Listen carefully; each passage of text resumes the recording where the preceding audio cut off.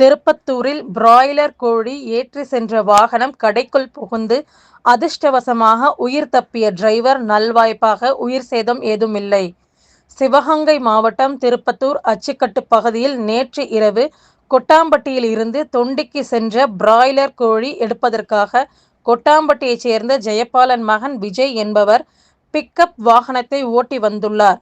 அப்பொழுது வைரவன்பட்டி விலக்கு அருகே வந்தபோது தூக்கத்தில் கண் திறந்து பார்த்தபோது அச்சுக்கட்டு கிருஷ்ணா பெட்டிக்கடை கனரக வாகனம் மோதி அருகில் இருந்த மின்கம்பம் சேதாரமான நிலையில் எவ்வித உயிர் சேதம் இல்லாமல் அதிர்ஷ்டவசமாக காலில் சிறிது காயங்களுடன் உயிர் தப்பினார்.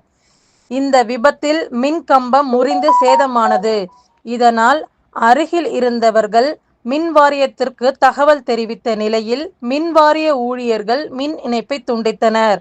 அருகில் இருந்த மளிகை கடை முற்றிலும் சேதமடைந்து கடைக்கு அருகில் இருந்த ஐஸ் விற்பனை செய்யும் வாகனம் 2 சேதமானது.